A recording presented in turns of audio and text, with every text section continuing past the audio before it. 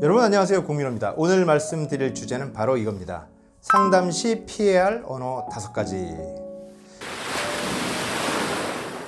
영업인들에게 있어서 말은 최후의 도구라고 할 수 있습니다. 무슨 말씀이냐면은 우리가 상담을 하는 데 있어서 뭘로 합니까? 자료도 보여드리고 다른 어떤 것도 할 수 있지만 결국은 말씀으로써 제 메시지를 전달하는 거잖아요. 그리고 오케이가 되면 뭔가 계약이 되고 이런 게 영업이라고 할 수 있거든요. 그랬을 때 이 상담을 하는 데 있어서 피해야 할 언어들, 요걸 말씀드리고 싶은 겁니다. 우리가 상담을 잘하기 위해서 말을 잘하고 싶은데요. 근데 그 말을 잘하기 위해서는 좀 피해야 할 언어들이 있다라는 생각이 드는 겁니다.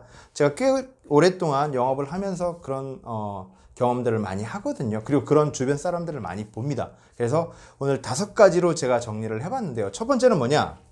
피해야 할 언어 첫 번째는 이해하셨습니까? 라는 단어입니다. 여러분, 이해하셨습니까? 라는 말은 잘 쓰지 않나요? 상담을 하다가 쭉 말씀을 드리다가 고객님, 여기까지 제 말씀 잘 이해하셨습니까?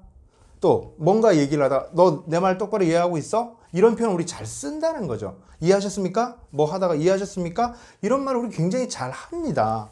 그런데 여러분 곰곰이 생각해 보면 이해하셨습니까? 라는 말은 이 이해의 책임을 상대방에게 넘기는 그런 어떤 뉘앙스가 있다는 겁니다. 여러분 학교 교실에서 뭔가 설명할 때 그 이해의 책임은 학생에게도 있지만 선생님에게도 있죠. 마찬가지로 여러분 상담을 할 때 이 이해의 책임은 듣는 사람에게도 있을 수 있지만 기본적으로 말하는 사람에게 있다는 겁니다. 제가 가서 상담하는데, 제가 가서 뭔가를 프레젠테이션 하는데 그 이해의 책임은 저에게 더 크다는 거죠. 그러니 이해하셨습니까? 라는 말 대신에 다른 말을 쓸 필요가 있다는 거예요. 이해하셨습니까? 라는 말은 내가 설명 똑바로 열심히 잘하고 있는데 너 내 말 똑바로 듣고 있어? 이런 뉘앙스가 있다는 거죠. 그래서 이해하셨습니까? 라는 말은 버리셔야 되고요. 대신 제가 설명을 잘했나요?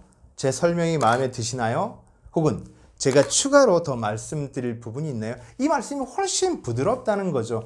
기본적으로 여러분 소통은 상대방의 관점에서 하자는 거예요. 제가 설명을 잘 했나요? 이 말씀이 훨씬 부드럽다는 겁니다. 첫 번째 기억하실 말씀은 이해하셨습니까? 라는 말은 쓰지 말자 였고요.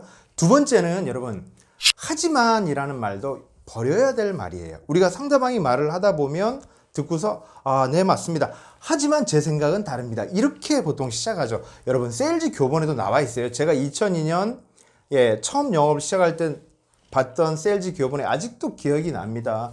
Yes and but 화법이거든요. 제가 볼 때 그건 틀린 거예요. 기본적으로 미국 사람들이 만든 세일즈 이름이고요. 두 번째는 그거는 죄송한데 세일즈를 안 해본 사람이 만들어낸 말이에요. 한국 정서랑도 안 맞아요. 왜냐? 미국은 기본적으로 어떤 논쟁 문화예요. 디베이트 문화라고 하나요? 아무튼 계속해서 뭐 얘기하고 내 생각은 달라, 내 생각은 이래. 이런 것들이 기본적으로 용인되는 문화, 그게 장려되는 문화죠. 근데 한국은 그런가요? 한국은 윗사람이 얘기하는데 부장님 제 생각은 그게 아닌데요? 저는 그 생각이랑 다른데요? 이런 표현을 우리가 잘 쓰나요? 물론 요즘 들어서는 그런 말을 잘 해요. 하지만 기본적으로 전통적인 한국 사회에서는 윗사람이 얘기할 때, 선배가 얘기할 때 no 라는 말을 잘 안 한다는 거죠. 우리는 기본적으로 얘기를 하면 한번 생각해 보겠습니다. 한번 검토해 보겠습니다. 이런 말을 잘 한다는 거예요. 우리나라 말은 그렇게 할 때 갈로 열고 이거는 좀 어려울 것 같아요. 이렇게 갈로 닫고 이런 문화가 있다는 거죠. 그러니 여러분 대놓고 고객이 얘기하시는데 하지만이라는 표현은 쓰지 말자는 거예요. 말이 되든 안 되든 뭘 써야 된다? 그리고를 쓰시라는 거예요. 그 말씀 맞습니다. 그리고 이런 생각도 있습니다. 이렇게 가자는 거예요. 말이 되든 안 되든 그런 거 상관없이 그냥 그리고를 쓰자는 겁니다. 되셨나요? 세 번째 여러분 피하실 말은 뭐냐면 뭐뭐인 것 같아요 라는 말입니다. 이거는 상황에 따라 쓸 수도 있고 또 안 써야 되는 상황이 있는데 뭐뭐인 것 같아요는 겸손할 때 쓰는 거예요. 그게 맞는 것 같습니다. 이렇게 좀 겸손한 모드에서 쓰는 건데 여러분 프레젠테이션하고 제안하고 뭔가 해결책을 제시할 때는 여러분 인 것 같아요는 쓰시는 게 아니에요. 힘이 없어요. 자신감이 없는 말투라고요. 그거 대신에 제 생각에는 사장님께는 이 플랜이 적합합니다가 맞다는 거죠. 적합한 것 같습니다는 힘이 약하잖아요. 그렇게 제안할 때는 뭐뭐인 것 같아요는 피하자. 이렇게 기억하시고요. 네 번째 피하실 단어는 문제점이에요. 문제점. 우리 문제라는 단어에 뭐랄까요? 알러지가 있다고 보실 수 있죠. 학창 시절부터 우리 많은 문제에 시달렸잖아요. 중간고사 쳐야 되고 기말고사 쳐야 되고 수많은 문제들을 우리가 부딪혀 왔거든요. 그 문제라는 뉘앙스가 부정적인 의미가 있다는 겁니다. 그래서 제가 생각할 때 문제점이라는 단어 대신에 고객님이 지금 갖고 있는 보험의 문제점은요. 고객님이 갖고 있는 지금 재무 플랜의 문제점은요. 이렇게 접근하기보다는 개선점은요. 해결책은요. 이런 단어가 더 적합하다는 겁니다. 예, 그렇게 기억하시기 바라고요. 다섯 번째, 어쩔 수 없다는 말은 뭐랄까요? 책임 회피의 뉘앙스로 들려요. 물론 세상살이에 규정이 정해진 게 있어서 어쩔 수 없는 일들이 많습니다. 그럴 때 그건 뭐 어쩔 수 없어요. 그건 내가 알 바 아니에요. 이런 뉘앙스로는 접근하지 말자는 거예요. PL 언어라는 겁니다. 그냥 팔짱 끼면서 그건 뭐 어쩔 수 없어요. 그건 내 문제가 아니에요. 이렇게 가는 태도는 버리자.